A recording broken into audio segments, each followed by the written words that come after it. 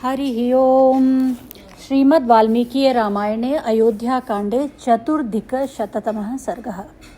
वशिष्ठ जी के साथ आती हुई कौसल्या का मंदाकिनी के तट पर सुमित्रा आदि के समक्ष दुखपूर्ण उद्गार।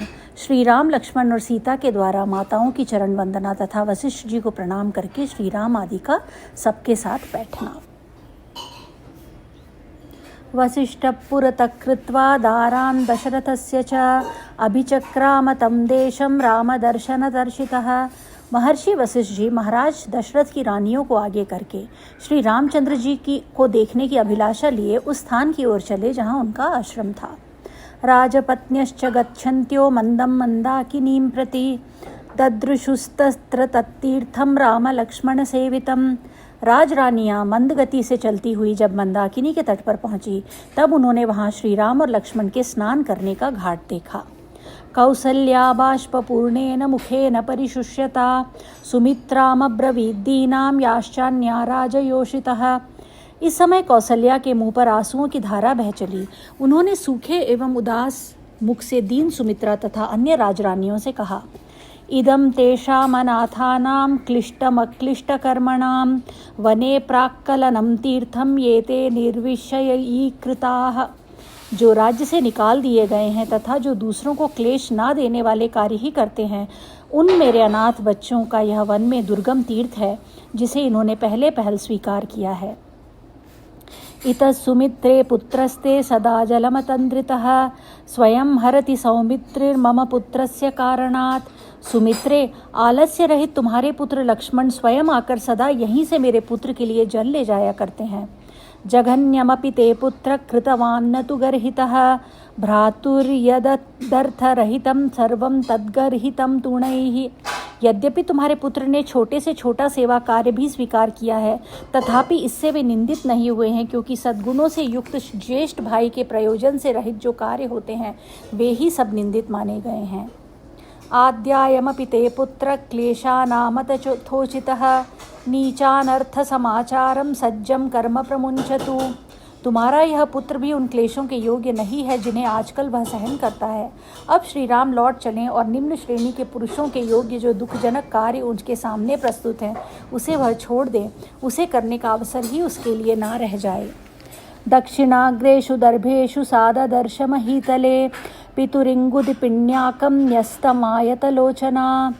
आगे जाकर विशाल लोचना कौसल्या ने देखा कि श्री राम ने पृथ्वी पर बिछे हुए दक्षिणाग्र कुशों के ऊपर अपने पिता के लिए पिसे हुए इंगुदी के फल का पिंड रख छोड़ा है। तं भूमौ पितुरार्तेन न्यस्तं रामेण वीक्षसा उवाच देवी कौसल्या सर्वा दशरथस्त्रियः।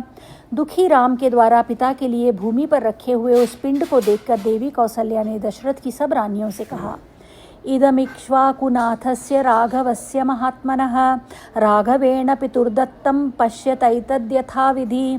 बहनों देखो, श्री राम ने इक्ष्वाकु कुल के स्वामी रघुकुल भूषण महात्मा पिता के लिए यह विधि पूर्वक पिंडदान किया है। तस्य देव समानस्य पार्थिवस्य महात्मनः नैतदौपैकं मन्ये भुक्तभोगस्य भोजनम। देवता के समान तेजस्वी वे महामना भूपाल नाना प्रकार के उत्तम भोग भोग चुके हैं, उनके लिए यह भोजन मैं उचित नहीं मानती। चतुरंतां महीं भुक्त्वा महेंद्र सदृशो भुवि कथामिंगुदिपिण्याकं सभुंक्ते वसुधाधिपः। जो चारों समुद्रों तक की पृथ्वी का राज्य भोग कर भूतल पर देवराज इंद्र के समान प्रतापी थे, वे भूपाल महाराज दशरथ पिसे हुए इंगुदी फल का पिंड कैसे खा रहे होंगे। अतो दुःखतरं लोके न किंचित प्रतिभाति में यत्र राम पितुर्दद्यादिंगुदीक्षोदमृद्धिमान। संसार में इससे बढ़कर महान दुख मुझे और कोई नहीं प्रतीत होता है, जिसके अधीन होकर श्री राम समृद्धिशाली होते हुए भी अपने पिता को इंगुदी के पिसे हुए फल का पिंड दें। रामेणेंगुदी पिण्याकं पितुर्दत्तं समीक्ष में कथम दुःखेन हृदयं न स्फोटति सहस्रधा।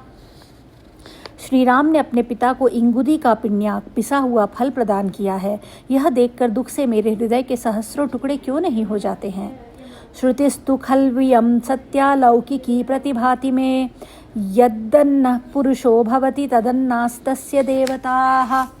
यह लौकिकी श्रुति लोक विख्यात कहावत है, निश्चय ही मुझे सत्य प्रतीत हो रही है कि मनुष्य स्वयं जो अन्न खाता है उसके देवता भी उसी अन्न को ग्रहण करते हैं। एवमार्तां सपत्न्यस्ता जग्मुराश्वास्यतां तदा ददृशुश्चाश्रमे रामं स्वर्गच्युतमिवामरम्। इस प्रकार शोक से आर्त हुई कौसल्या को उस समय उनकी सौतें समझा बुझा कर आगे ले गईं। आश्रम पर पहुंचकर उन सबने श्री राम को देखा जो स्वर्ग से गिरे हुए देवता के समान जान पड़ते थे। तं भोगैः सम्परित्यक्तं रामं सम्प्रेक्ष्य मातरः आर्ता मुमुचुरुश्रूणि सस्वरं शोककर्षिताः।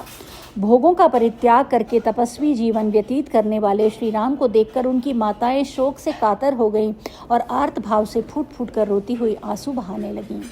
तासां रामः समुत्थाय जग्राह चरणाम्बोजान् मातॄणां मनुजव्याघ्रः सर्वासां सत्यसंगरः। सत्य प्रतिज्ञ नरश्रेष्ठ श्री राम माताओं को देखते ही उठकर खड़े हो गए और बारी बारी से उन सबके चरणार विंदों का स्पर्श किया। तापाणिभिः सुखस्पर्शैर्मृदुङ्गुलितलैः शुभैः प्रममार्जूरजपृष्टाद् रामस्यायतनलोचनाः।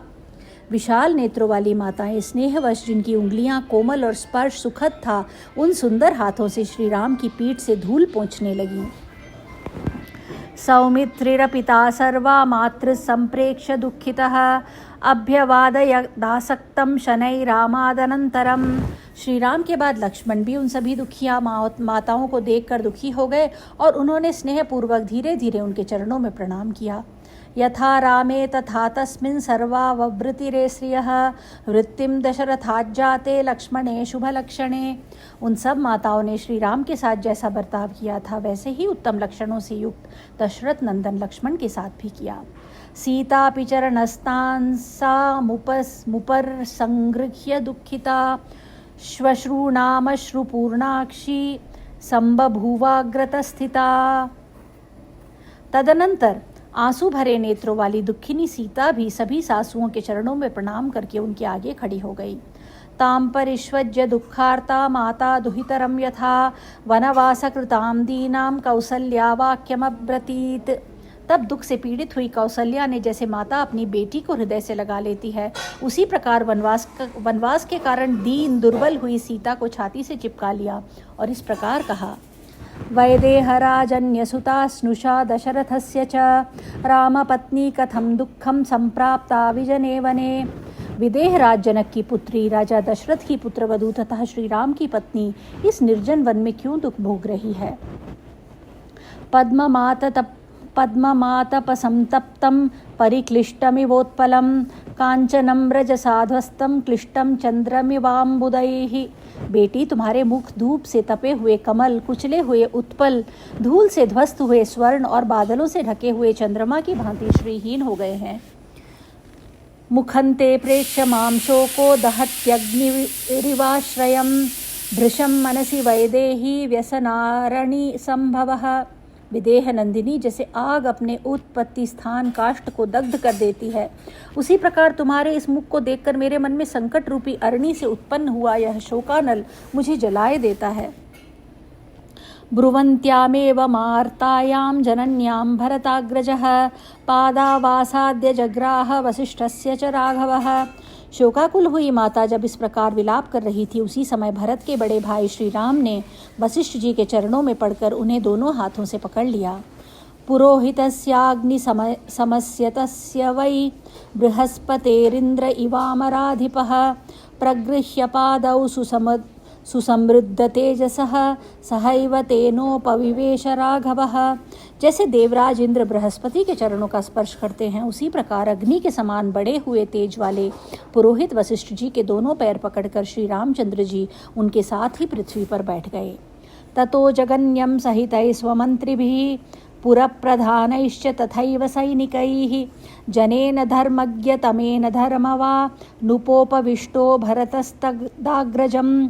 तदनंतर धर्मात्मा भरत एक साथ आए हुए अपने सभी मंत्रियों, प्रधान पुरवासियों, सैनिकों तथा परम धर्मज्ञ पुरुषों के साथ अपने बड़े भाई के पास उनके पीछे जा बैठे।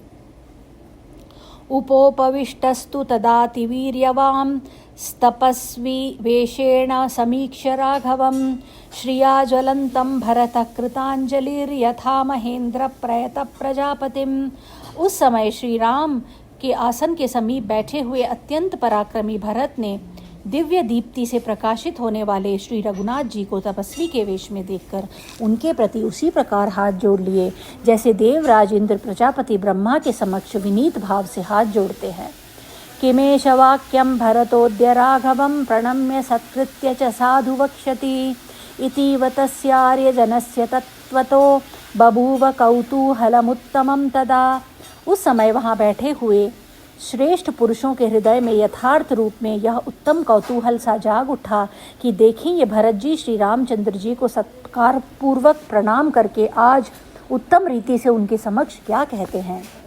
स राघवः सत्यधृतिश्च लक्ष्मणो महानुभावो भरतश्च धार्मिकः वृता सुहृद्भिश्च विरेजिरेध्वरे यथा सदस्यै सहितास्त्रयोग्नयः। वे सत्य प्रतिज्ञ श्री राम, महानुभाव लक्ष्मण तथा धर्मात्मा भरत, ये तीनों भाई अपने सुहृदों से घिरकर यज्ञशाला में सदस्यों द्वारा घिरे हुए त्रिविध अग्नियों के समान शोभा पा रहे थे। इत्यार्षे श्रीमद् रामायणे वाल्मीकि आदि काव्ये अयोध्याकांडे चतुर्दिक्शततमः सर्गः। इस प्रकार श्री वाल्मीकि निर्मित आर्ष रामायण आदि काव्य के अयोध्या कांड में 104वां सर्ग पूरा हुआ। हरि ओम।